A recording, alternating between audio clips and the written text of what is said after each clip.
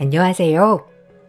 40대 초반 열심히 일하고 아이 보는 워킹맘이에요. 많은 분들의 사연을 접하며 같이 울고 웃었던 지난 날들이었어요.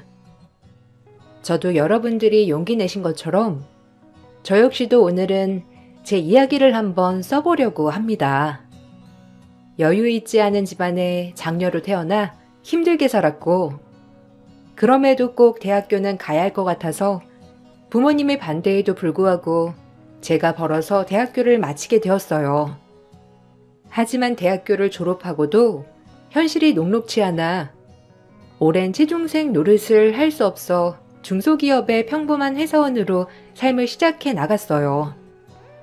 동기들은 대기업의 면접도 보고 스터디도 하면서 좋은 자리에 취직을 하려고 노력하는 반면 저에겐 그런 시간조차 사치일 뿐이었어요. 하지만 그 덕분에 하루빨리 자리를 잡을 수 있었고 지금의 남편을 만나 결혼을 할 수도 있었습니다. 남편은 그때 당시 외과 레지던트 3년 차인 의사였고, 아무것도 가진 게 없는 제가 의사에게 시집을 간다는 것은 정말 힘든 일이었어요. 결국 시댁의 모진 반대가 있었고 그것을 다 헤쳐나가며 저희는 결국 결혼을 할 수 있었답니다. 힘들게 의사 만들어놨더니만 겨우 데려온 게 젖단 애라니. 내가 진짜 기가 막혀서 말이 다 안 나온다. 너 보는 눈이 아주 바닥인 거지. 네가 제안이면 안 된다고 단식까지 했으니 허락한다면 나한테 어떠한 기대도 마라. 아가씨도 마찬가지로 나한테 아무것도 바라지 마. 네, 어머님. 충분히 화나신 거 이해합니다. 제가 가당치도 않겠죠. 그래도 혼수 리스트 알려주시면 최대한 맞춰볼게요. 나름 일찍 취직해서 자리도 잡았고 어머님한테 성에 차지 않는 며느리지만 그래도 최대한 맞춰서 준비해보도록 할게요. 괜히 싸구려 혼수 들여서 사람 난감하게 하지 말고 그냥 빈몸만 와. 어차피 뭐래도 내 성에 안 찰 테니까. 엄마, 말 좀 가려서 하세요. 제가 은수 좋아서 쫓아다니고 한 결혼이에요. 엄마가 그렇게 무시할 사람 아니라고요. 벌써부터 여자한테 놀아나는 꼴이란. 내가 널 낳고 미역국을 먹었다는 게 진짜 화가 치밀어 오른다. 어떻게 저런 애가 내 며느리가 된다니. 내 친구들한테 뭐라고 말할 거야? 하여튼 지혜비 닮아 연민만 많아가지고 아무쪼록 허락은 한다만 각오해. 시어머니는 절 처음 봤을 때부터 면전에 대놓고 막말을 퍼부으신 사람이었어요.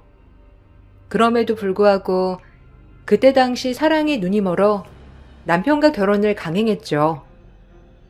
저희 부모님들은 제가 의사 남편과 결혼을 하자 의사 사이를 얻게 되었다며 엄청 기뻐하셨고, 결혼식장에서 그 모습을 본 시댁 식구들은 속상하게도 꽤나 비꼬듯 다 들리게 저희 집을 무시하기 바빴어요.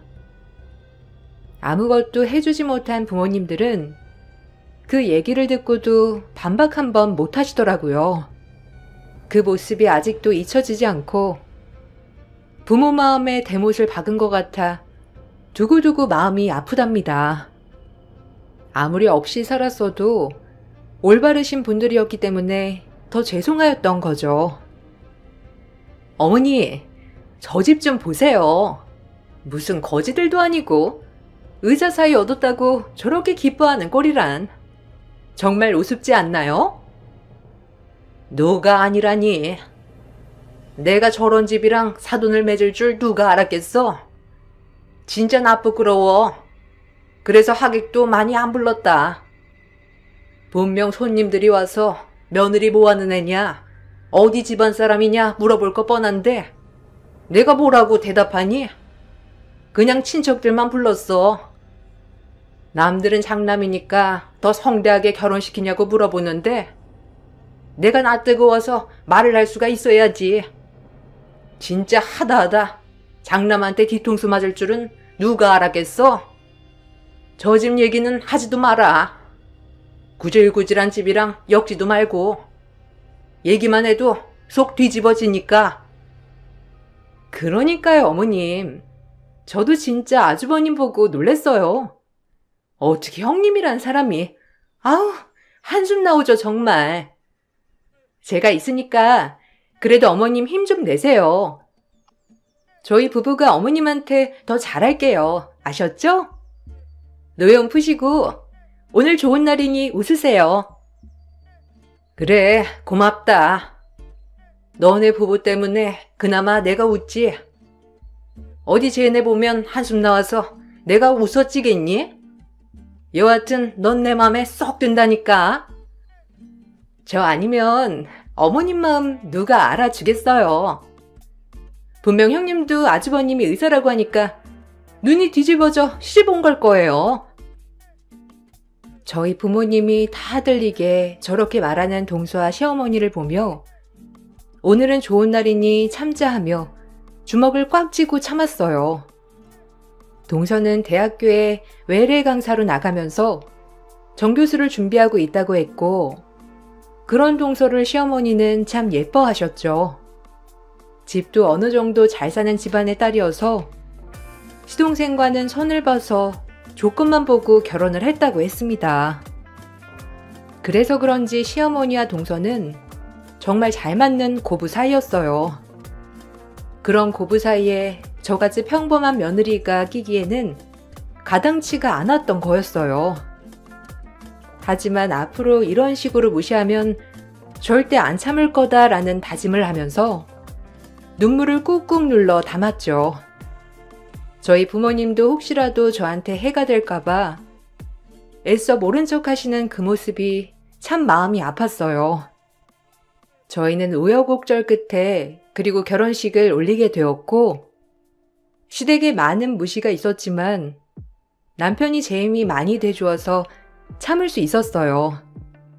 하지만 결혼을 하고 얼마 뒤 남편이 크게 사고가 나면서 신경이 많이 손상되고 말았고 외과 레지던트였던 남편은 환자 수술을 할 수도 없는 상태가 돼버린 거죠. 너무나도 갑작스러운 일이었고 왜 우리에게 이런 일이 일어났나 싶을 정도로 모든 것이 원망스러운 날이 돼버렸어요. 이래서 여자가 잘 들어와야 해.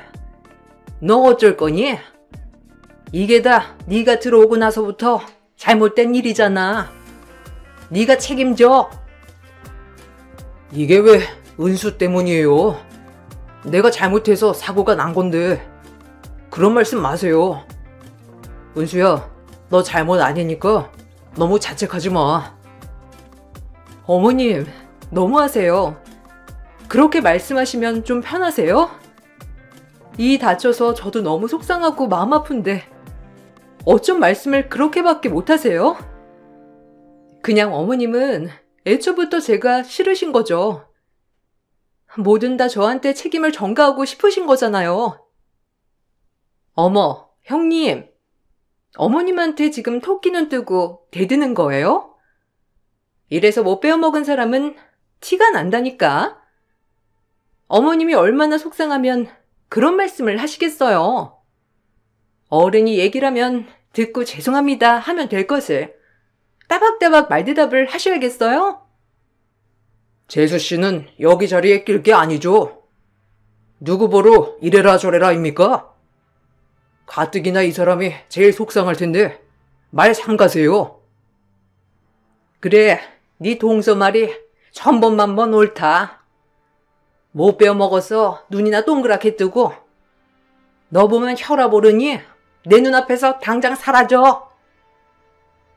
남편이 다쳤다는 이유로 저에게 막말을 하는 시어머니와 동서를 보고 있자니 너무 억울했고 남편은 그런 저의 모습을 보다가 절 끌고 밖으로 나와 위로해 주었어요. 남편과 결혼을 했을 때 이 정도 시집살이를 각오 못한 것은 아니었지만 정말 비참하다고 생각이 들었어요. 그런 슬픈 일 속에서 남편은 결국 병원을 그만두게 되었고 재활치료를 하기 시작했어요. 실질적으로 제가 갑작스러운 가장이 돼버렸고, 시댁에선 저와 결혼했다는 이유로 저희에게 1원 한 푼 보태주지 않았습니다. 아들이 그렇게 재활치료를 하면서 회복에 힘쓰고 있음에도 불구하고 모든 것이 제 탓이라고 돌리며 저희를 외면하셨어요. 그나마 저희 친정 부모님이 없는 형편에 저희를 도와주시려고 애를 많이 쓰셨어요. 하나밖에 없는 딸 결혼하면서 아무것도 못해줬다는 그 죄책감으로 말이죠. 부모님의 빠듯한 형편을 알았기 때문에 막상 도움을 받아도 정말 마음이 좋지 않았어요. 미안해. 내가 나가서 일을 해야 하는데 나만 믿고 결혼한 너한테 너무 미안하다. 갑작스럽게 네가 가장이 되어서. 부부가 힘들면 다 의지하는 거지. 뭘 그런 걸 가지고 그래. 자기는 재활이나 신경 써. 난 자기가 건강하면 되니까. 내가 재활 열심히 해서 꼭 호강시켜줄게. 엄마도 그렇고 재수씨도 다 당신 무시 못하게 해줄 거야. 너무 미안하다, 진짜. 아니야. 아무것도 없는 날 당신이 선택해 준 것처럼 지금은 내가 최선을 다할 때인 것 같아. 부부 사이 그런 게 어딨어. 걱정 마. 일을 하지 못하게 된 남편은 저에게 미안해했고 오히려 그 모습을 보니 제가 더 미안해졌어요. 아무것도 가진 것 없는 저를 사랑 하나만으로 선택해준 남편이기에 저 역시도 남편에게 헌신하고 싶은 마음이 있었거든요. 그렇게 전 마음을 다잡고 낮에는 다니고 있던 회사를 다니고 디자인 전공을 살려 홈웨어 사업에 뛰어들었습니다. 조금이라도 부수적인 수입이 나오면 좋을 것 같았고 뭐 아니면 까무러치기다 하는 마음으로 시작했어요. 회사를 다니면서 내 사업을 하는 것이 쉬운 일은 아니었지만 이를 악물고 견뎠어요. 그렇게 희망을 품고 열심히 달렸으나 모든 것이 제 뜻대로 되지 않았는데 같이 사업을 준비한 직장 동료의 배신으로 인해 저는 집을 담보로 잡아 대출받은 금액을 날려버리게 되었어요. 모든 것이 잘해보겠다고 한 것이었으나 결론적으론 집안 재정 상황이 더욱더 악화가 되고 말았습니다. 이 소식을 들은 시댁은 또 난리가 나 바로 저희 부부를 호출해 막말을 퍼부어댔고 자존감이 꺾일 대로 꺾였던 터라 정말 아무런 말도 변명도 할 수 없었어요. 내 이럴 줄 알았다. 네가 먹여 살려? 넌 그런 애야. 불행을 몰고 오는 애.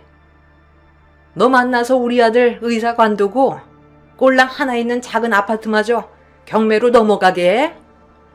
하여튼 하나부터 열까지 어쩜 마음에 드는 게 하나도 없어? 진짜 너무 진절머리 난다. 이 사람도 잘하려고 그랬던 건데 너무 그렇게 마세요. 솔직히 엄마가 도와주신 것도 아니잖아요. 엄만 그런 말 할 자격 없어요. 아파트도 저희 힘으로 한 건데 왜 엄마가 나서서 이 사람 면전에 대고 뭐라고 하시냐고요. 그만하세요. 이 사람도 힘드니까. 어머, 아주버님, 그건 아니죠. 어머님이 아주버님 걱정돼서 하시는 말씀인데. 근데 형님, 세상 물정 모르셔도 그렇지 어떻게 그런 사기를 당해요? 하여튼 없이 사는 사람들은 뭘 해도 안 된다니까. 집이 경매로 넘어간 게 웬 말이야 진짜. 근데 차라리 잘 된 거죠. 애초에 형님이 사업이 가당키나 해요? 다니고 있는 작은 회사나 잘 다니지. 아휴, 한심해 정말. 동서가 그렇게 말 안 해도 지금 나 엄청 속상하니까 그만 긁어. 동서 아니어도 너무 힘든 상황이거든. 그리고 아무리 내가 잘못했어도 손윗 사람인데 말은 좀 가려해야지. 내가 못 배운 게 아니라 동서가 못 배운 티가 나는 것 같네. 그러게 그냥 다니던 회사나 다니면 좋잖아요? 군뱅이도 구르는 재주가 있다는 말. 옛날 속담인 거지. 그게 형님한테 적용될 줄 알았냐고요. 아휴, 또 어머님 걱정만 느시게 생겼네. 하여튼 형님, 뭐 하나 하면 잘 된 게 없다니까. 지질이 복도 없지.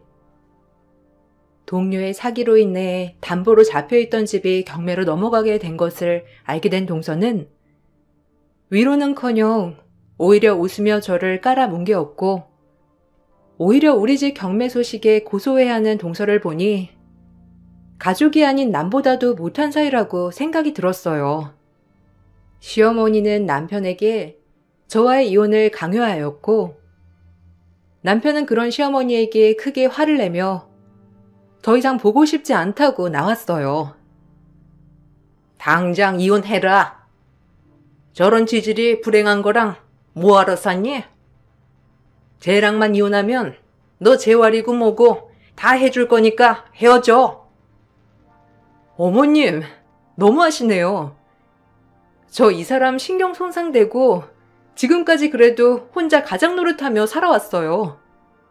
물론 사기로 인해 지금은 힘들어졌지만 그동안에 혼자서 얼마나 아등바등 살아왔는 줄 아세요? 그런데 이혼이라니요. 정말 너무하시네요. 솔직히 형님이 우리 집에 가당키나 하나요? 딱 봐도 빈티 줄줄해. 어머님이 현명한 판단을 하신 거죠. 아주버님, 잘 생각해요. 다들 그만 못해요? 이 사람 내가 평생 지켜줘야 될 사람이고 그동안 저 때문에 가장 역할까지 한 사람이에요. 그런데 실수 하나 했다고 이혼이라뇨? 엄마 냉혹한 사람인 거 알았지만 이 정도일 줄은 몰랐네요. 정말 실망이에요. 가자 여보. 아주버님, 잘 생각하세요. 지금 이대로 가면 엄청 후회하실 거라고요. 욕심이 화를 불러 이사달이 난 건데. 아우 정말. 두고 보세요. 저 이대로 무너지지 않을 거니까. 당신도 혹시라도 후회할 것 같으면 어머님 말대로 해도 좋아. 시댁에서 벌레만도 못한 취급을 받게 되니 더 이악 물게 되었고, 남편은 그런 저에게 미안해하며 본인이 재활을 열심히 해 다시 윤택한 삶을 살게 해주겠다고 하였지만 저 역시 마음을 달리 먹게 되었어요. 그리고 밤낮으로 쉬지 않고 빚을 갚아 나가기 시작하면서 시댁과는 거의 절연하다시피 연락을 두절하였고, 회사 일과 더불어 대리운전, 주말엔 식당 아르바이트도 불살랐습니다. 그리고 다시 한번 혼자의 힘으로 사업을 구상하게 되었고, 밤낮으로 고생한 결과 작은 제 브랜드를 론칭하여 점점 입지를 넓히게 되었어요. 그렇게 한번 일이 트이니 남편마저 재활에 성공하였고, 예전만큼 외과에서 수술은 힘들게 되었지만 일반 피부과 병원에 페이닥터로 취직을 하여 자리를 잡아나가게 되었어요. 불과 3년 만에 저희에게 벌어진 일이었죠. 남편 또한 자존감을 많이 회복하여 여기저기 병원에서 남편을 페이닥터로 쓰려고 러브콜이 쏟아졌고, 그런 저희는 매 순간순간이 감동이고 행복했습니다. 저에게 이런 일이 일어날 수가 있구나 싶으면서 모든 순간에 감사하게 느껴졌거든요. 정말 고생했어. 너 밤낮으로 일하는 동안 내가 얼마나 마음이 안 좋았는데. 당신 덕분에 우리 이렇게 사는 거잖아. 당신이 옆에서 용기를 준 게 더 고맙지. 솔직히 집 그렇게 날리고 얼마나 나 원망했겠어. 기다려줘서 고맙고 미안해 정말. 전혀. 당신 원망한 적 한 번도 없어. 오히려 너무 고맙지. 우리 이제 새로운 삶만 남았으니까 더 열심히 살아보자. 당신한테 고마워. 그때 날 떠나지 않고 오히려 용기를 북돋아 줬잖아. 그래서 내가 이렇게 일어날 수 있었던 거야. 네 능력이 좋아서 그런 거지. 나도 당신 때문에 재활에 성공했잖아. 그때 당신 아니었으면 진짜 살 가치가 없었는데. 남편과 저는 힘든 생활을 견뎌내서 그런지 서로 더 돈독해졌어요. 그리고 제가 만든 브랜드가 조금 유명해지자 대학교 내 외부 강의로 저에게 특강 의뢰가 들어왔어요. 제가 패션 디자인을 전공했기 때문에 패디과 학생들에게 특강을 해달라는 의뢰였어요. 작지만 나름 탄탄한 브랜드를 만들어낸 CEO라고 하면서 말이죠. 전 곧바로 수락을 하며 저처럼 어려운 학생들도 미래의 좋은 브랜드 대표가 될 수 있겠다는 희망을 널리 퍼뜨리고 싶었습니다. 그리고 밤을 새워서 학생들에게 특강할 자료들을 만들기 시작했고 특강을 하게 되었어요. 특강하는 날 강당에서 나름 리허설 겸 제가 만든 자료를 한 번 더 체크하고 있는데 멀리서 많이 보던 실루엣이 걸어 들어왔어요. 자그마치 3년간 손절했던 동서를 만나게 된 거예요. 외부 강사로 대학교에서 강의를 하고 있는 것은 알았는데 이렇게 특강날 만나게 될 줄은 몰랐거든요. 동서는 저를 보자 표정이 오묘해지더라고요. 어머, 형님 아니세요? 아니, 형님이 여긴 어쩐 일이세요? 아, 빚 갚느라고 애쓰신다는 소문은 들었는데 혹시 저희 학교 청소하시는 건 아니죠? 제가 얼마 전에 학교를 옮겼거든요. 근데 여기서 볼 줄이야. 진짜 놀랄 노짜네요. 반갑기도 하고. 그러게, 동서는 전혀 안 변했네. 말투며 사람 깔보는 눈도 그렇고. 동서 학교 내에서 학생들이 눈깔이라고 부르는 거 아니야? 뭐라고요? 천박하게 눈깔이라니? 역시 형님도 전혀 안 변했네요. 어머머, 거기 제 차키가 떨어졌네요. 주워주실래요? 동서는 절 보자마자 깔보며 제 발밑에 일부러 외제차 키를 은근히 흘리면서 떨어뜨렸어요. 그리고 곧이어 제가 차키를 주워주자 또다시 허세를 부리며 저를 깔아뭉개려고 했어요. 3년이 지나도 사람 천성은 변하지 않는다는 옛 어른들의 말이 아주 꼭 맞았고 나이가 들었는데도 사람이 저런 인성을 가졌는지 저런 사람이 애들을 가르친다는 게 우스웠어요. 그 체키 로고 보이시죠? 저 이번에 차 바꿨는데 형님 2억차 못 타보셨죠? 외제차 S클래스로 바꿨거든요. 외제차? 고작? 웃긴다 동서. 뭐 하긴 시간 강사 시급 얼마나 하겠어. 교수 될 거라는 희망으로 일하는 거지? 그래야 좀 체면이 서니까. 아, 맞다. 어머님도 아직 동서 교수 되기만을 뭐 기대하고 계신 거야? 진짜 웃긴다. 두 고부가 참 잘 어울린다니까. 근데 지금까지 시간 강사하고 있는 거면 정 교수는 물 건너 간 거 아니야? 내 주변 사람들은 잘만 되던데. 몇 년째 시간 강사라니. 돈이 있어도 실력이 부족하니 안 되는구나, 정 교수가. 참 그것도 안타깝다. 내가 변한 만큼 동서 또한 변했을 줄 알았는데.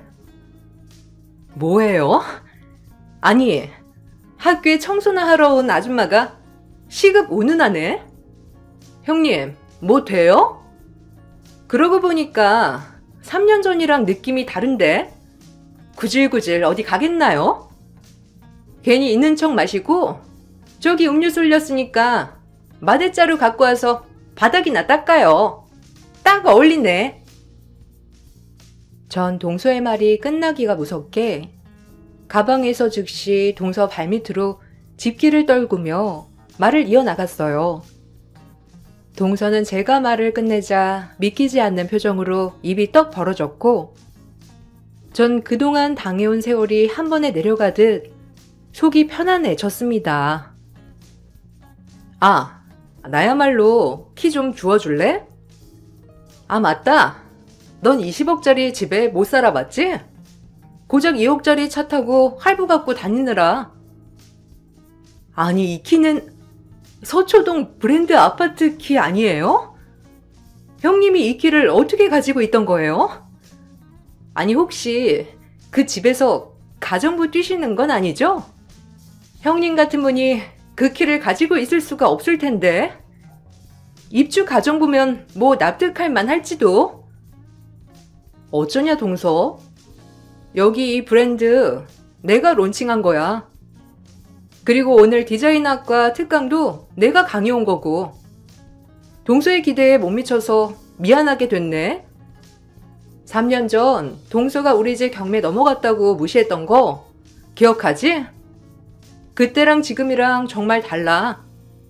남편도 재활 성공해서 지금 피부과에서 일하고 있고 집도 얼마 전에 매매해서 구입했어. 생각했던 거랑 다르지? 아, 거짓말? 지금 저보고 그걸 믿으라는 거예요? 사람이 어떻게 3년 만에 이렇게 환골탈태를 수가 있어요? 뭐 법에 걸리는 엄한 일 저지른 거 아니에요? 그리고 그 브랜드가 어떻게 형님 거일 수가 있어요? 오늘 특강 강사라는 것도 말도 안 되잖아요. 믿기 싫으면 믿지 마. 눈앞에 보고도 현실을 부정하는 것 같은데 그냥 그렇게 안 믿는 게 동서는 속 편할 수도 있겠다.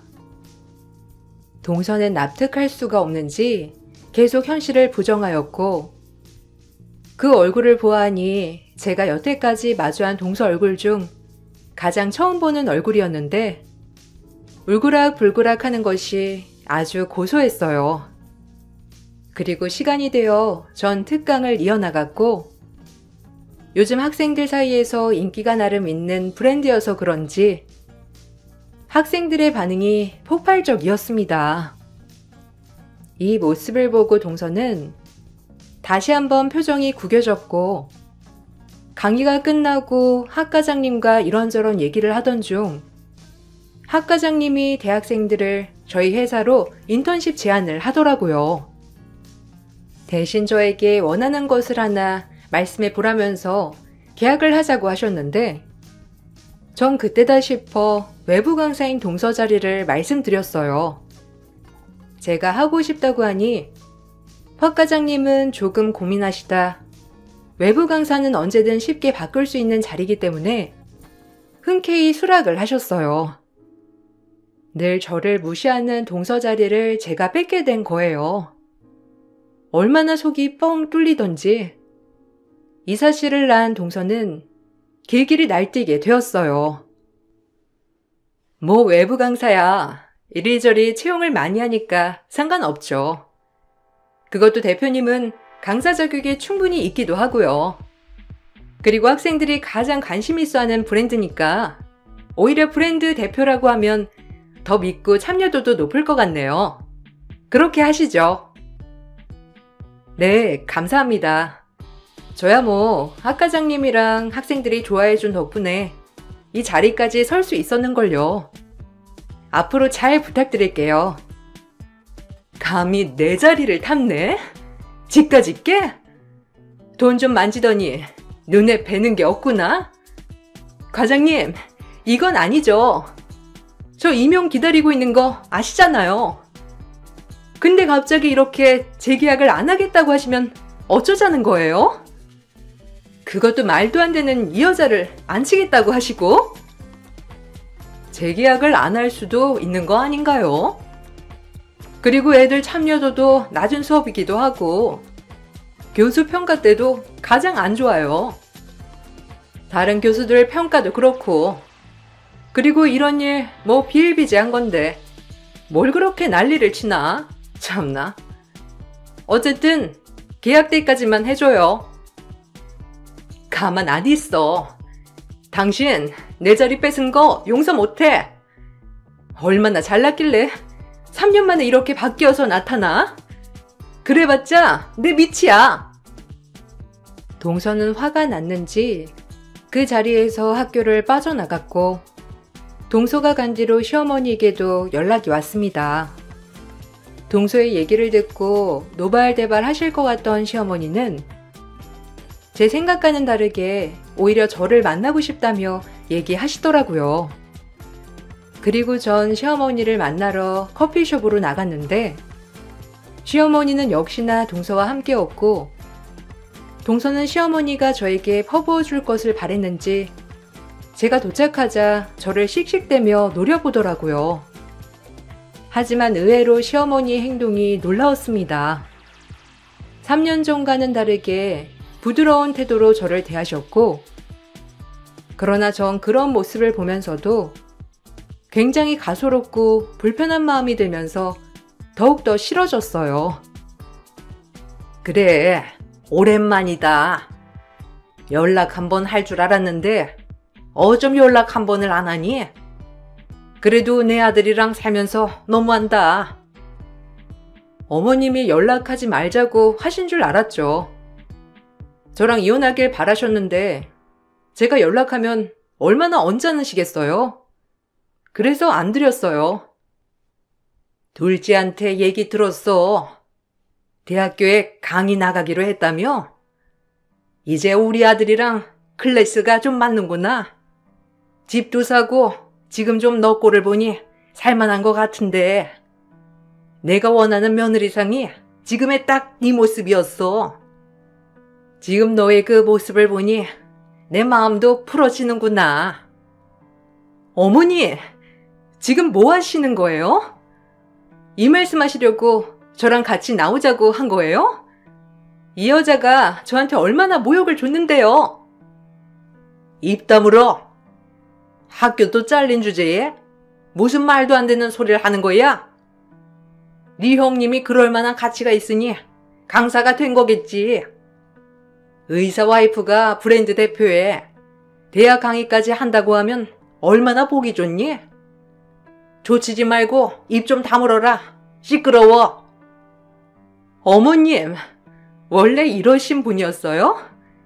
저밖에 없다고 해놓곤 지금 저 여자 앞에서 어머님도 똑같이 모욕을 주시는 거네요? 학교도 잘려, 정교수도 안 돼. 네가 뭐 하나 잘된 게 있니? 그나마 정교수 될 거라는 희망을 품고 있었는데 한심한 것, 에휴. 어머님이 이러고도 제가 어머님 볼 것 같아요? 큰아들이랑 연락도 안 하는 마당에 둘째 아들이랑도 손절하고 싶으신 거죠? 못돼 먹은 것? 머릿속에 그딴 생각밖에 없다니? 얘 첫째야, 나한테 하늘꼴 좀 봐. 넌 착하니까 날 이해하겠지? 저를 불러놓고 둘이서 싸우는 모습을 보니 저도 모르게 웃음이 터져버렸어요. 제가 박장대소를 하자 시어머니는 왜 웃냐며 재차 물어보셨고 동서 또한 기분이 나쁜지 저를 위아래로 훑어보며 노려보았죠. 그 모습 또한 즐겁더라고요. 아, 진짜 너무 웃기다. 그렇게 애틋한 고부 사이가 왜 그렇게 됐대요? 코미디가 따로 없네. 개그 프로 안 봐도 되겠어. 뭐가 그렇게 웃기니? 넌 오랜만에 시어머니 만나서 할 얘기가 고작 그거야? 내가 너 받아준대잖아. 뭐 할 얘기 없어? 받아주긴 뭘 받아줘. 당신이랑 손절한 지가 언젠데. 이제야 우리가 좀 살만하다니까 아쉽나 봐. 꼴랑 아들들 의사 만들어서 유세 떠나본데 됐거든? 당신 아들이랑 나랑 힘들 때 거들 떠나 봤어? 이제 와서 손 내미는 것 좀 보소. 앞으로 영원히 볼 일 없을 테니 그리 알고 이 말 하려고 나온 거니까 김칫국 좀 들이키지 마셔. 당신이랑 딱 어울리는 건 저 천박한 동서니까 둘이 지지고 볶고 잘해봐. 난 그냥 내 남편 고아라고 생각하고 살 거니까. 둘째 아들 있으니 살만하잖아요. 둘째 아들은 무슨? 장남이 최고지. 그때는 우리가 오해도 깊었으니 지금 다 풀자고 하는 거 아니야. 그리고 천륜을 끊으면 되니? 천륜을 끊으려 한 건 당신이지. 그냥 평생 아들 하나 없는 셈 치고 사셔. 만약 당신 아들이 당신 본다고 하면 나랑 끝인데 당신을 보겠어?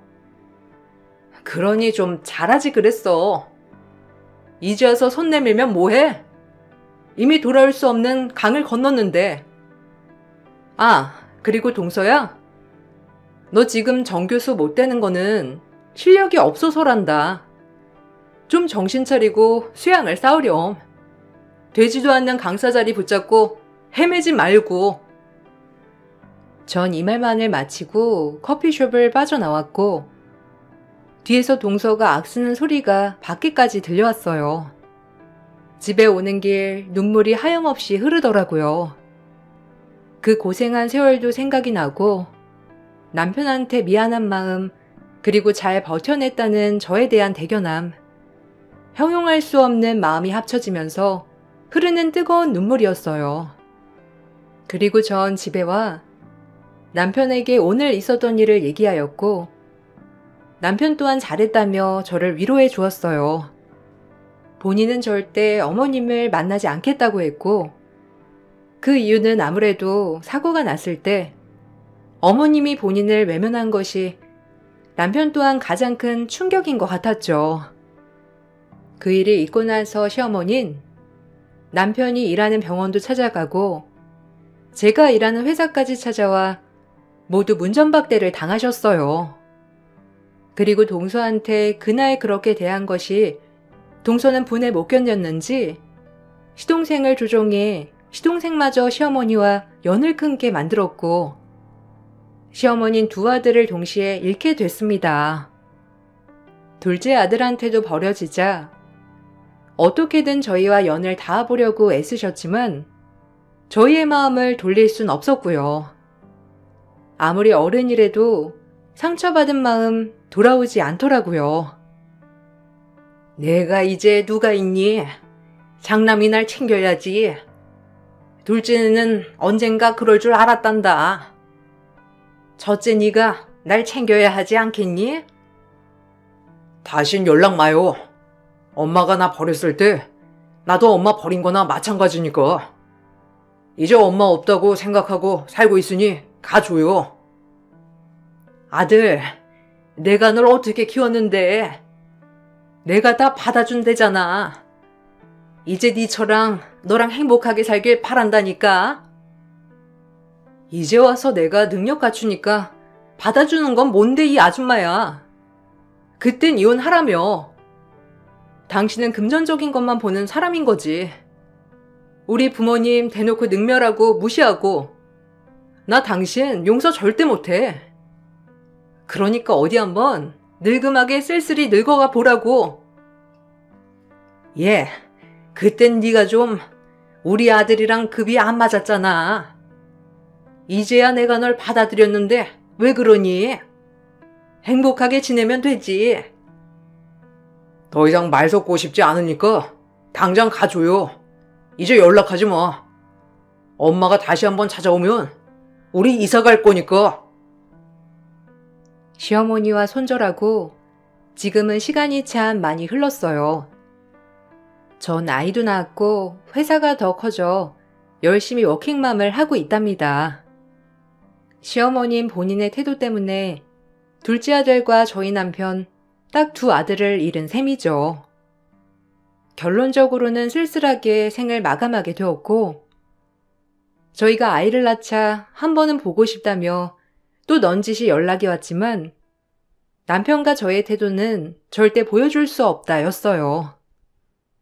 저는 대학교 시간 강사를 고작 1년 정도만 했지만 저에게 정말 잊을 수 없는 커리어를 남겨줬고 교수들에게 듣기론 동서는 이곳저곳 시간 강사를 하다 결국 정교수 임용이 안 돼서 교단을 떠났다는 얘기를 들었어요. 아무리 돈이 많아도 능력이 없으니 교수가 될 리는 만무했죠. 그리고 지금은 시어머니와 손절하고 살림만 하고 있다는데 동서를 잘 아는 지인이 말해주기를 정말 펑퍼짐한 아줌마가 돼서는 집에서 하루 종일 먹고 자기만 한다고 하더라고요. 그런 동서 모습을 본 시동생은 진절머리가 났는지 밖으로만 돌면서 이혼을 요구하고 있다고 해요. 참 인과응보죠?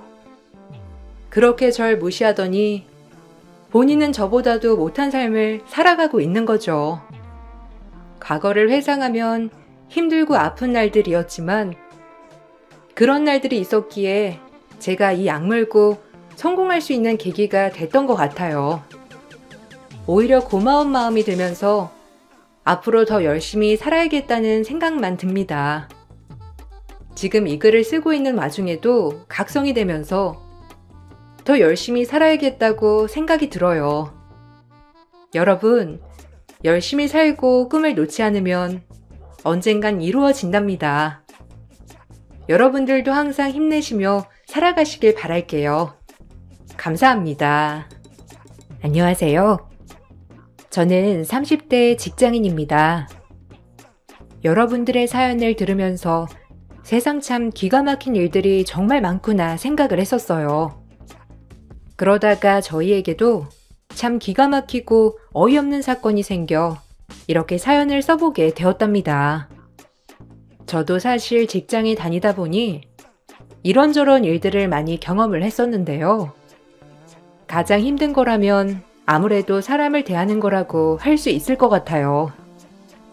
회사 내에서도 조심하게 되는 것이 바로 인간관계인데 그 인간관계 때문에 있었던 기가 막힌 일이 있답니다. 저희 남편은 성격이 차분하고 순진한 편이에요.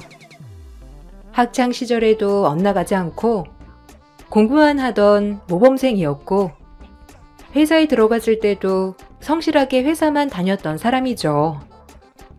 남편이 다니던 회사 거래처 사장님이었던 저희 아버지가 성실한 남편의 모습을 보고 반해서 저에게 남편을 소개해주게 되었고 그렇게 저희는 연애 후 결혼을 하게 된 케이스랍니다. 남편은 정말 순진하고 착했고 다른 사람에 대한 배려심이 깊은 사람이었어요. 그에 반해 저는 할 말은 다 해야 하는 성격이었죠. 전 처음에 남편을 만났을 때 이런 사람이 어떻게 회사를 다니나 싶었는데 남편의 착한 마음을 역시나 악용하는 사람들이 있더라고요. 가장 대표적인 사람이 바로 남편의 직속 상사였습니다. 처음 그 사람을 만나게 된 것은 연애 시절이었어요. 남편의 회식이 끝나고 근처에 있었던 제가 데리러 갔던 적이 있었는데 황당하게도 처음 보는 저에게 자신의 집까지 데려다 달라며 다짜고짜 차에 탑승을 하셨죠. 우리 김수혁 대리 여자친구라고 했나?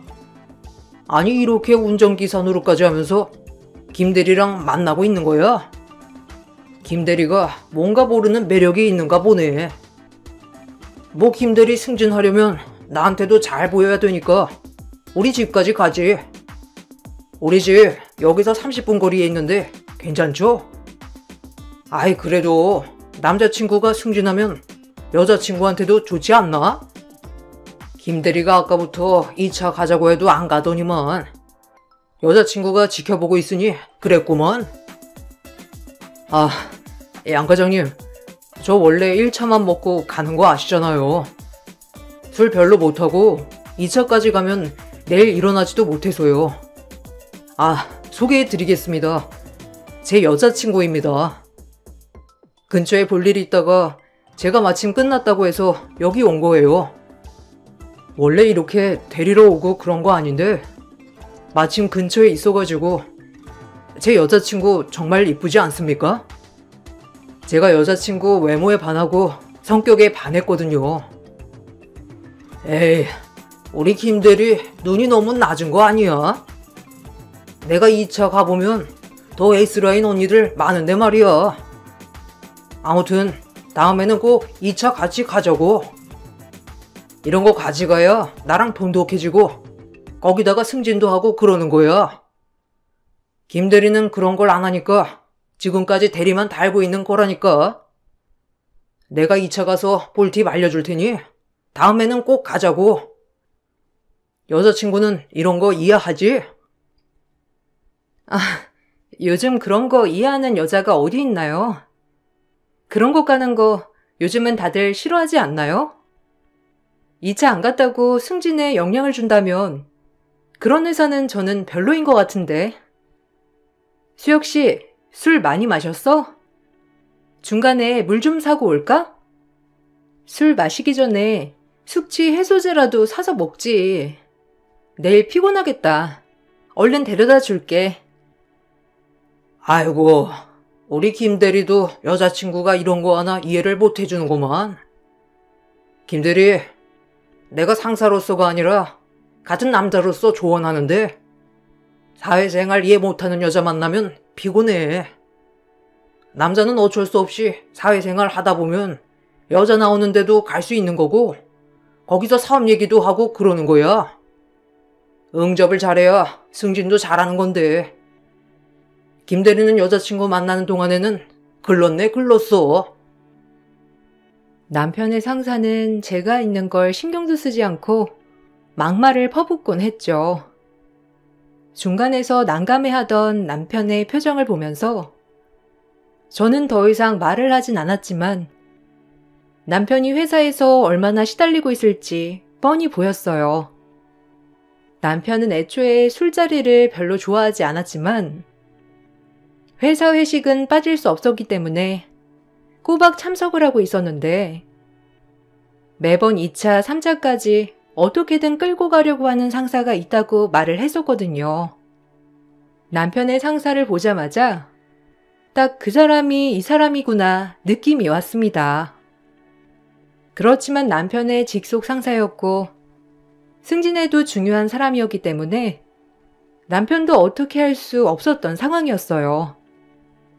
그렇게 첫 만남을 갖고 난 후부터 상사는 주말마다 계속 남편에게 연락을 해와 데이트를 방해하곤 했습니다.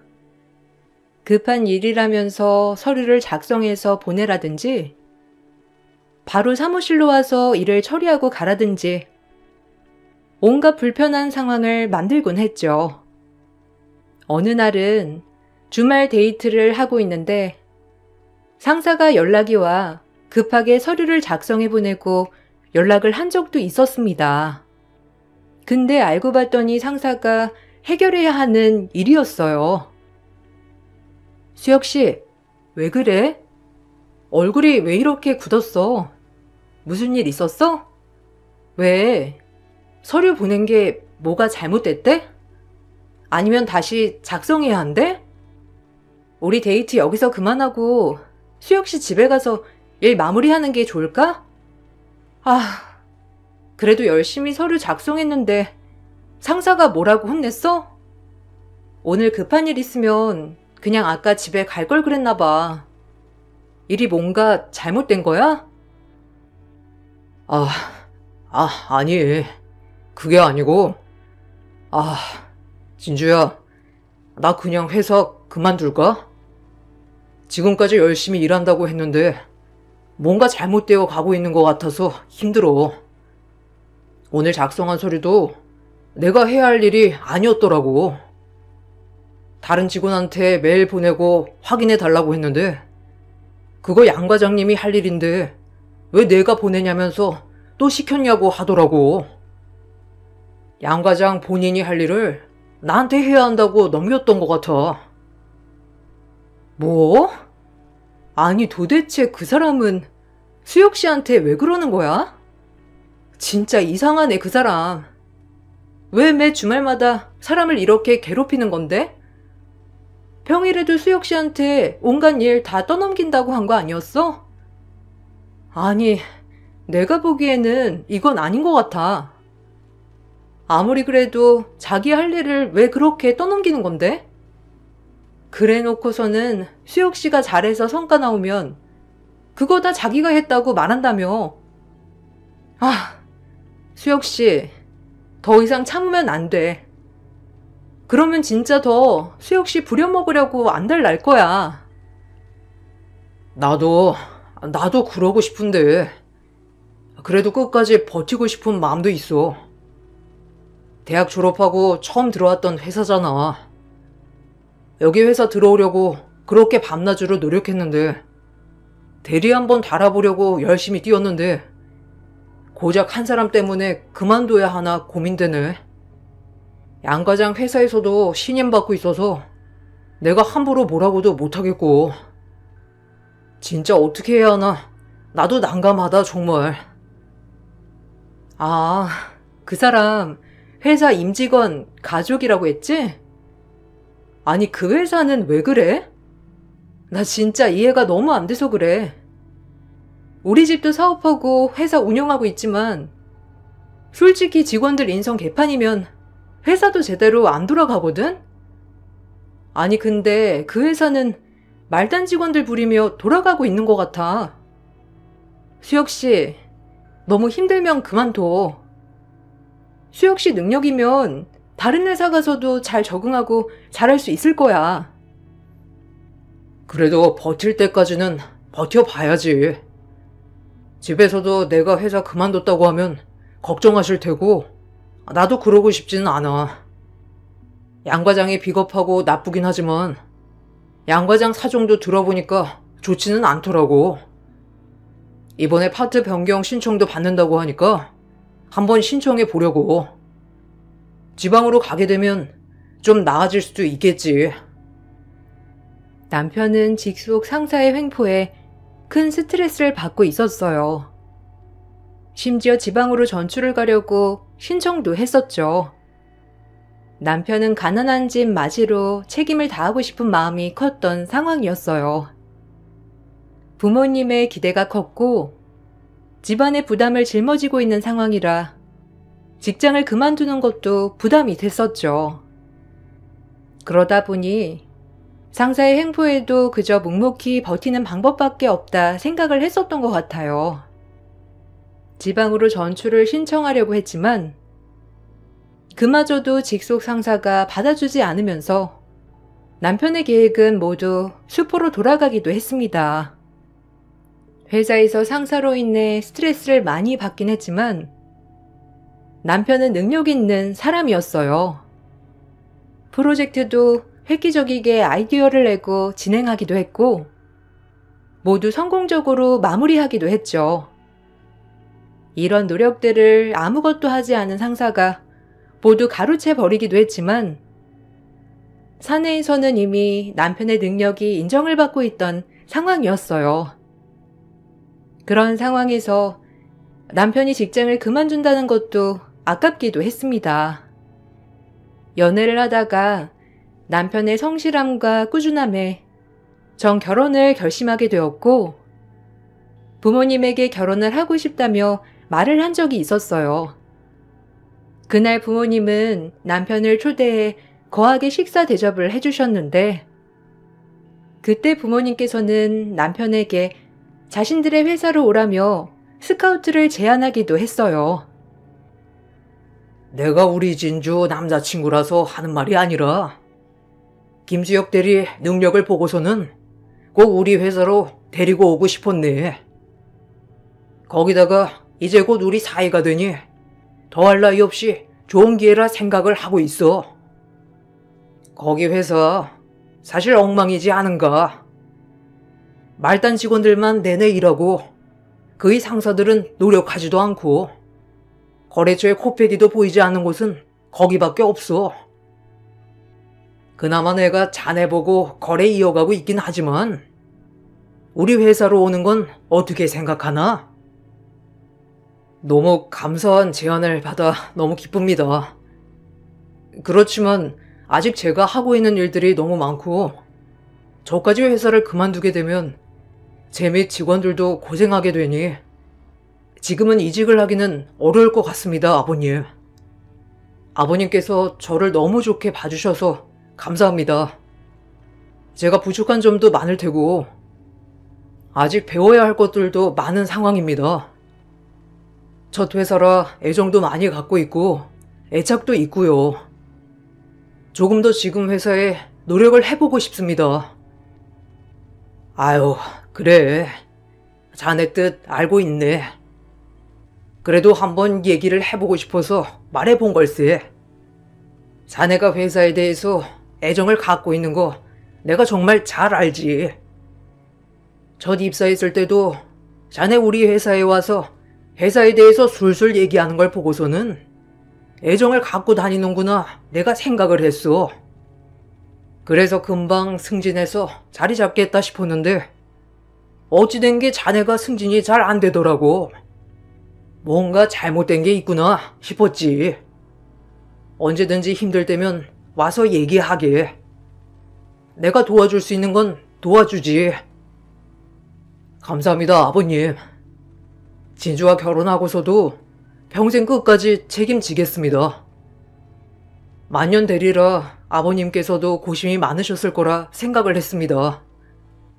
저희 집 사정도 아시다시피 결혼하면서 도움을 받을 수 있는 처지도 아닙니다. 그렇지만 진주한테는 힘든 짐 짊어지지 않게 더 노력하겠습니다. 결혼 허락해 주셔서 감사합니다. 진주랑 같이 열심히 행복하게 잘 살겠습니다. 그래. 김서방. 난 다른 사람은 몰라도 자네는 내가 믿어. 누구보다 성실한 거 내가 잘 알고 있으니 믿고 우리 딸 소개해 준 거잖아. 나도 직원들 많이 채용도 해보고 겪어도 봤지만 솔직히 회사에 애착을 가지고 일하는 사람 찾기 힘들어. 거기다가 성실한 사람도 찾기 힘들고. 내 마음처럼 일을 해줬으면 좋겠지만 그게 어디 쉽나. 근데 자네는 자기한테 맡겨진 일 어떻게든 책임지고 하지. 내가 그래서 김서방을 참 좋아해. 우리 딸 남자친구라서 그런 게 아니라 나도 일을 하는 사람으로서 존경하네. 남편은 깐깐한 사업가 아빠에게도 인정을 받을 정도로 성실하고 착실한 사람이었어요. 입사 초기부터 남편은 정말 열심히 일을 했고 노력도 많이 했었죠. 그 모습을 다 알고 있었기 때문에 저희 집에서는 결혼 소식을 너무나 반기셨어요. 부모님뿐만 아니라 제가 알고 있는 사람들은 모두 남편을 인정해 줬습니다. 그렇지만 단 한 사람, 남편의 그 상사만큼은 남편을 무시하고 인정해주지 않았어요. 남편이 한 모든 성과는 자신이 가지고 가면서 남편이 하지 않은 잘못된 일은 남편 탓이라고 하기도 했습니다. 점점 회사 내부에서도 남편에 대한 능력을 인정하는 목소리가 많아지면서 상사의 횡포는 더욱 심해졌어요. 어느 날인가 남편은 술에 잔뜩 취해 저를 찾아와서 오열을 한 적이 있었습니다. 술을 잘 못하는 남편이 처음 보이는 행동이라 놀랐는데 물어보니 상사가 잘못한 일을 자기한테 덤터기를 씌웠다고 하더라고요. 수혁 씨, 그걸 그냥 아무 말도 안 하면 어떡해. 아무리 수혁 씨가 착해도 그렇지. 그런 건 받아주면 안 되는 거야. 수혁 씨, 안 되겠어. 내가 그 상사 만나서 한마디 해야 되겠어. 아니면 다른 사람한테라도 말해야 될 것 같아. 아무리 생각해도 이건 아니야. 지금껏 그 상사가 실수한 것들도 다 수혁 씨 탓으로 돌렸잖아. 그래 놓고서는 수혁 씨가 열심히 일한 건 자기가 했다면서 다 가지고 가고. 이게 뭐야? 나도 그래서 이번에는 안 참고 사실대로 말하려고 했는데 양 과장이 내 앞에서 무릎 꿇어서 빌잖아. 얼마 전에 양 과장 이혼했대. 그때 한참 계속 실수하고 그랬었다고 했잖아. 그때쯤부터 와이프랑 사이가 안 좋았던 모양이더라고. 이혼해가지고 혼자서 딸아이 키우고 있는데 이번에 자기 실수한 거 알려주면 가족백 있어도 회사 잘릴 수 있다면서. 그래도 내가 평판 좋으니까 내가 했다고 하면 다들 넘어가 줄 거라면서 울며불며 싹싹 비는데 나도 돌겠어. 아무리 울며불며 빌어도 그렇게 하면 안 되지. 한두 번도 아니고 지금 도대체 몇 번째야? 그 사람 진짜 이혼한 거는 맞아? 저번에도 집에 일 있다면서 일찍 가고 그랬다며. 다 같이 회의해야 되는데 급한 일이라면서 집에 가고 그랬다면서. 아니, 다른 사람들은 다 고생하는데 자기 혼자 홀랑 빠져놓고서는 왜 그 성과는 자기가 가지고 가고 난리야? 아, 내가 정말 속상해서 할 말이 없어. 그날도 물어봤는데 애가 열이 펄펄 나서 응급실까지 갔다고 하더라고. 와이프는 연락도 안 받고 애 혼자서 집에서 아프다고 전화 왔다면서 나한테만 사실대로 말하고 간 거야. 어차피 회사에 있어봤자 도움도 안 되긴 하지만 그래도 이번 건 진짜 너무한 것 같아. 나 진짜 회사 그만둬야 하는 걸까? 아무리 다른 사람들이 좋아도 이건 아닌 것 같아. 다행히 회사에서는 별일 아닌 걸로 마무리했지만 언제까지 그 사람 밑에서 이렇게 일을 해야 하지? 수혁 씨, 고민하지 말고 더 이상 아니다 싶으면 그만둬.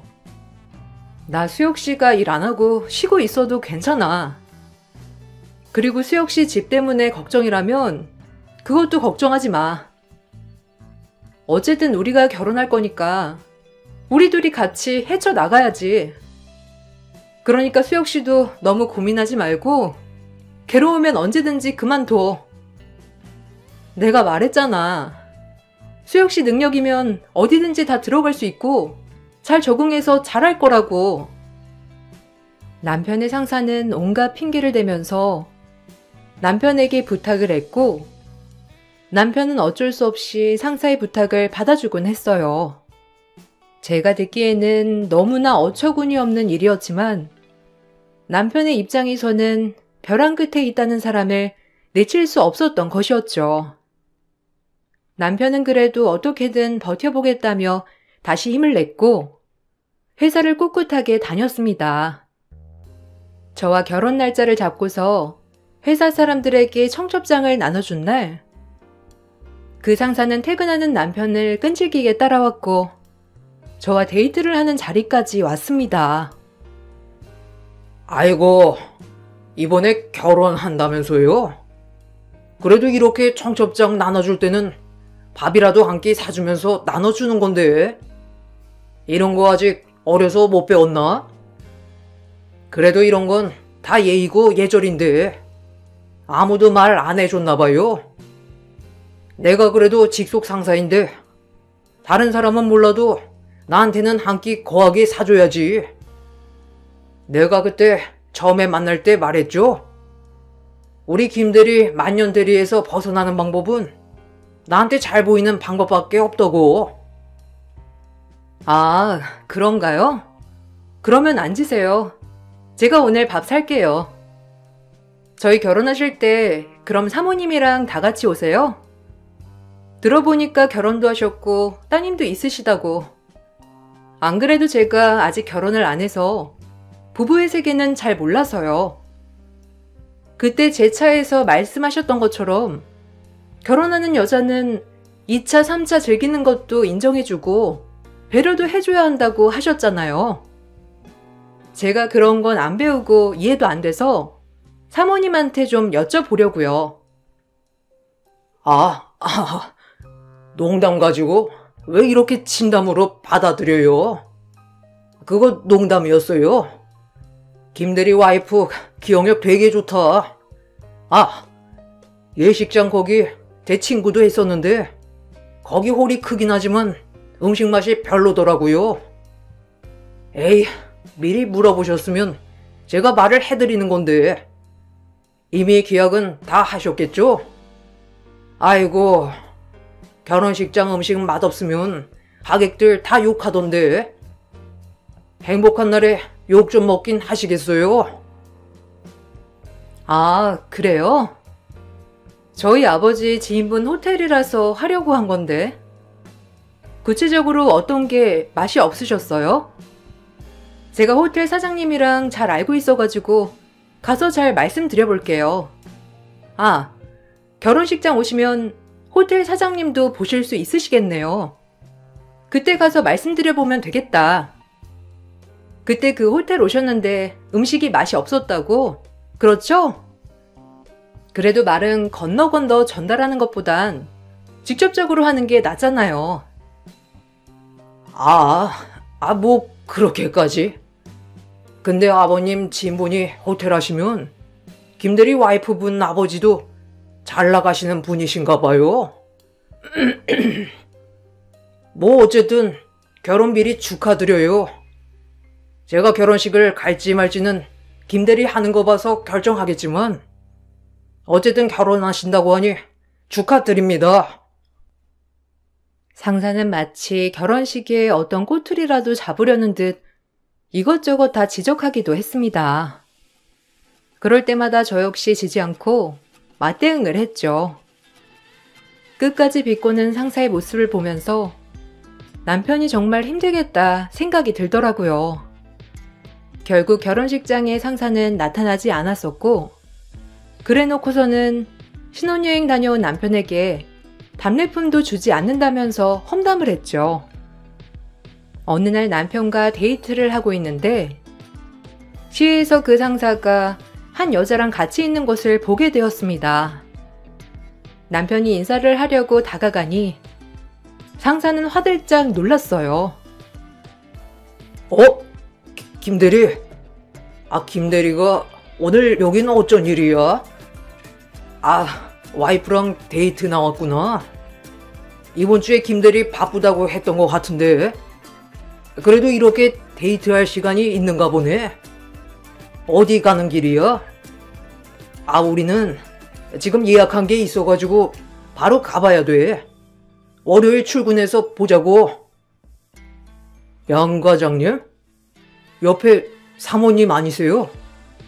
그때 연락이 안 되신다고 하신 거 아니신가요?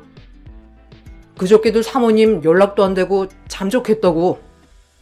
딸 아파서 집에 가봐야 한다고 하셔서 과장님 일 제가 다 하고 퇴근했잖아요. 근데 이게 어떻게 된 건지. 사모님 안녕하세요. 저 전에 인사드렸던 김수혁 대리입니다. 저 기억나시죠? 양 과장님께서 저한테 하신 말씀이 있어가지고 잠깐 이야기하고 와도 괜찮으실까요? 아니 김대리, 무슨 얘기를 해? 우리 바빠. 그리고 그거 그냥 농담으로 한 거야. 처음에 김대리한테 말했더니 너무 심각하게 받아들여가지고 내가 농담이라고 말도 못했어. 어쨌든 내가 한 말 취소니까 그렇게 알고 나 바빠서 이만 가볼게. 와이프랑 데이트 잘하고 월요일에 자세한 얘기 해줄 테니까 그때 보자고. 아니 양 과장님, 그냥 가시면 어떡해요? 그럼 지금까지 이혼하신 것도 사실이 아니시고 사모님이랑 연락 안 된다고 하신 것도 거짓말이신 거예요? 양 과장님, 왜 거짓말 하신 거예요?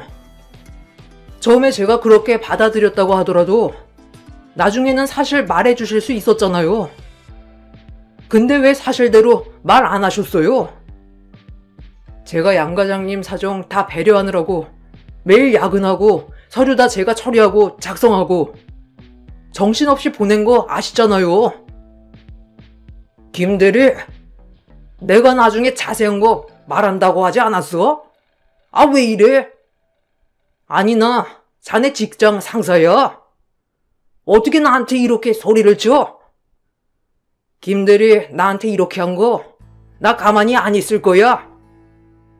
내가 바쁘다고 나중에 설명해 준다고 했잖아. 정말 기분 나쁘게 왜 이러는 거야? 어쨌든 지금 설명 못하니까 월요일에 얘기해.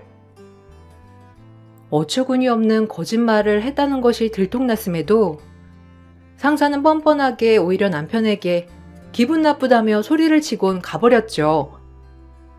남편은 그날 이후로 상사에 대한 온갖 연민과 정이 다 떨어졌다고 했어요. 그나마 어린 딸을 홀로 키우고 있고 주변에도 도와줄 사람이 없다면서 여러 번 호소를 했었기 때문에 남편은 상사에 대한 조금의 연민을 가지고 있었는데 그것마저 거짓말이었다는 사실을 알고 나니 더 이상 참을 수 없다고 생각을 했죠. 남편이 폭발하게 된 일은 그로부터 얼마 뒤 부부 동반 송년회가 열리던 날이었습니다. 회사에서는 가족 친화 기업이었기 때문에 매년 부부 동반 송년회를 열었고 그날 남편과 저도 참석을 하게 되었죠. 그 자리에서 상사는 당연하게 남편에게 이것저것 심부름을 시켰습니다. 아, 김대리, 여기 있었어? 그러고 있으면 어떡해? 지금 부장님, 사모님 구두 때문에 다리 아프다고 하시거든? 가서 찜질할 수 있는 얼음팩 사오고 간 김에 밴드도 몇 개 사고 와. 아, 그리고 숙취 해소제 안 사왔어?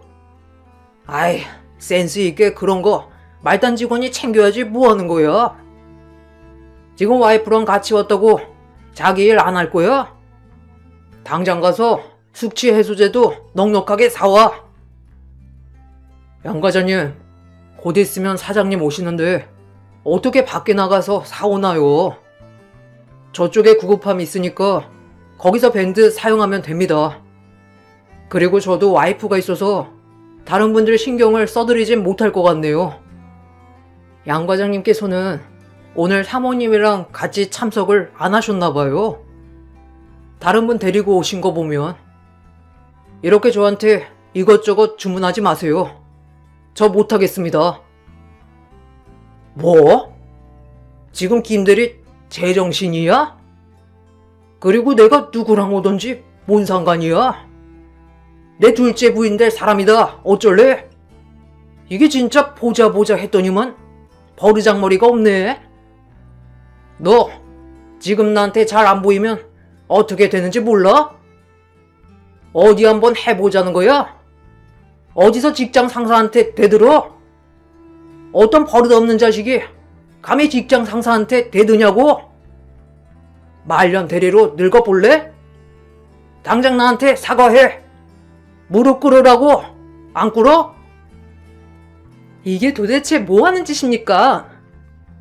어떤 회사에서 상사가 부하 직원한테 무릎을 꿇으라고 하나요? 저 이거 가만히 안 있을 겁니다. 당신, 내가 당신이 한 짓거리 다 밝힐 거야. 남편이 그나마 착해서 지금까지 봐준 거라고.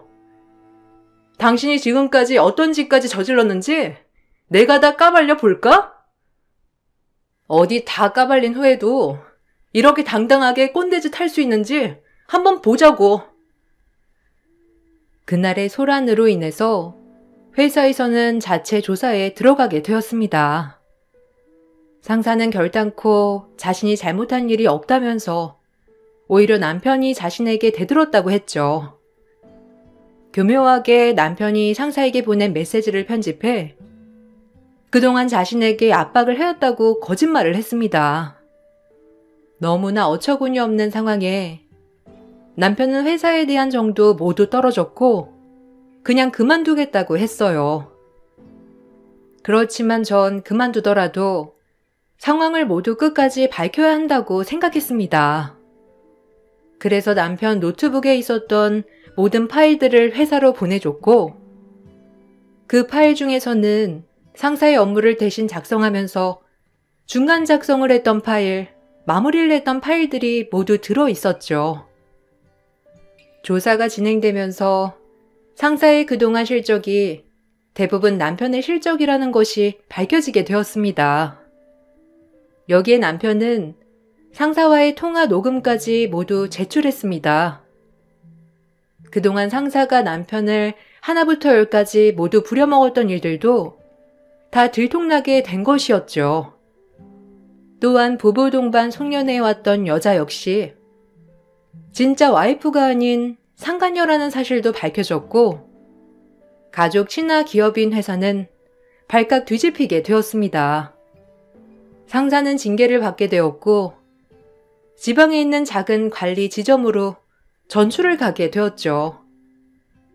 그 와중에 상사는 끝까지 자신을 구제하고자 남편을 찾아와 거짓 증언을 요구하더라고요.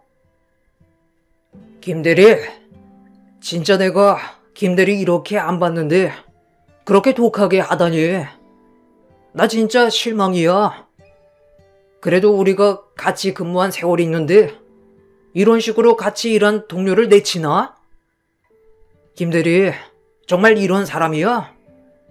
내가 김대리 그렇게 안 봤는데 나 이번에 지방관리 지점에 가면 거의 잘린 거나 마찬가지야. 거기 가서 다시 여기로 올 수 있을 거라 생각해? 아, 이거 다 김대리 때문인 거 알지? 내가 아무리 김대리 괴롭혔다곤 하지만 원래 상사라면 그럴 수 있는 거라고. 어쨌든 내가 다 용서할 테니까 한 번만 회사 가서 서로 사과하고 풀었다고 좀 해줘. 그렇게만 해주면 나 지방에는 안 갈 수 있어. 뭐요? 양 과장님, 진짜 해도 해도 너무하시네요. 저한테는 미안한 점 하나도 없으세요? 그동안 제 일들 다 가로채시고 제 아이디어도 과장님이 내신 걸로 하셔서 성과금도 다 받으셨잖아요. 제가 그거 다 참고 넘어가셨는데도 지금 그 말이 나오세요? 저한테 언제 사과하셨어요?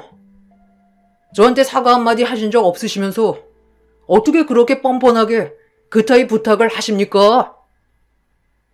아이, 김대리, 내가 어려운 부탁하는 것도 아니지 않나? 김대리 어차피 이제 그만둔다며. 회사도 그만두는 마당에 나까지 지방으로 갈 필요가 있어?